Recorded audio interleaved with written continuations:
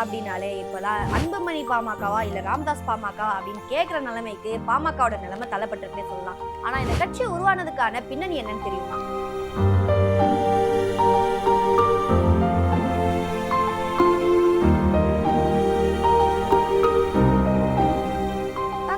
படிச்சு மருத்துவர் ஆனாலும் தன்னுடைய சமூக மக்கள் இன்னுமே விளிம்பு நிலையிலேயே இருக்கிறாங்க அப்படின்ற எண்ணம் மருத்துவர் ராமதாஸ்க்கு மேலோங்கி இருந்துச்சு. அவங்களை எப்படியாச்சும் முன்னேற்ற பாதைக்கு கொண்டு போகணும்னு துடிச்சாரு.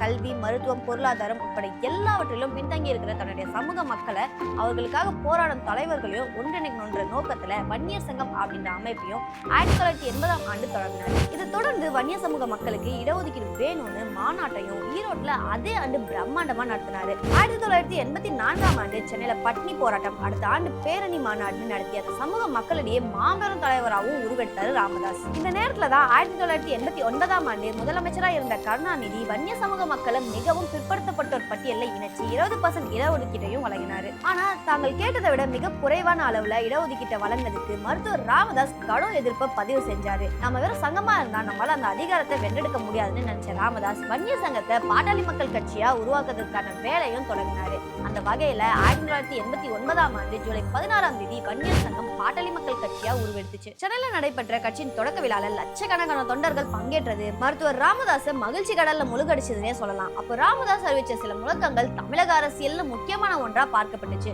அதாவது, நானும் என்னுடைய குடும்ப வாரிசுகளும் ஒரு நாளும் கட்சியின் எந்த பதவிக்கும் வரமாட்டோம், சட்டமன்றத்துக்கோ நாடாளுமன்றத்துக்கோ என் காலில் இருக்க செருப்பு கூட செல்லாது, வாழ்நாள்ல எந்த ஒரு தேர்தலையும் நான் நிக்க மாட்டேன்னு முழங்கினாரு. இதெல்லாம் நான் உயிரோட இருக்கும் வர மட்டும் இல்லாம எனக்கு பின்னால கூட இது அமல்ல இருக்கும் அப்படின்ட்டு முழக்கமிட்டாரு. ஆனா இப்ப அந்த கட்சியோட இளைஞரணி தலைவரா யார் இருக்காரு, அந்த கட்சியோட தலைவரா யார் இருக்காரு அப்படின்றது எல்லாருக்கும் தெரியும். வேற யாரும் இல்ல, அன்புமணி ராமதாஸ் தான்.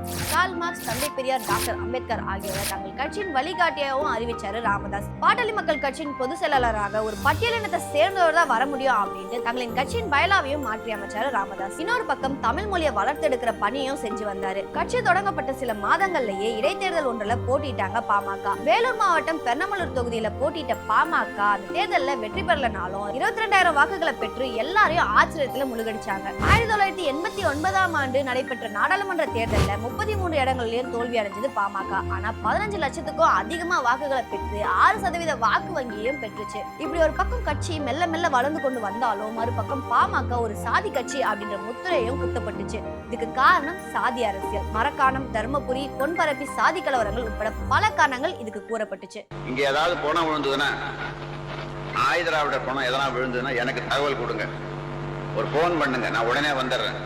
நான் தூக்கி போறேன் பணத்தை, எவன் மாறிக்கிறான்னு பார்ப்போம். அதே நேரம் டாக்டர் அம்பேத்கருக்கு தமிழகத்துல அதிக சிலைகளை திறந்தவர் ராமதாஸ் தான். மது ஒழிப்புக்கு எதிரான போராட்டங்கள், ஆரம்ப காலகட்டங்கள்ல பட்டியலின இயக்கங்களுடன் சேர்ந்து எடுத்த முன்னெடுப்புகள்னு ராமதாஸ்கான ஒரு நல்ல பார்வை தமிழக அரசியல்ல இன்னுமே இருந்துட்டு இருக்கு. இந்த மாதிரி மாறி மாறி ஒரு ஸ்டாண்ட் எடுத்துட்டு இருந்ததுனாலதான் இந்த கட்சி இப்போ பிளவுபட்டு 2ஆ உடைஞ்சு இருக்கணும் சொல்லலாம். ஆனா இதுக்கப்புறம் இந்த கட்சி எப்படி செயல்பட போகுது அப்படின்றத பொறுத்து பார்க்கலாம்.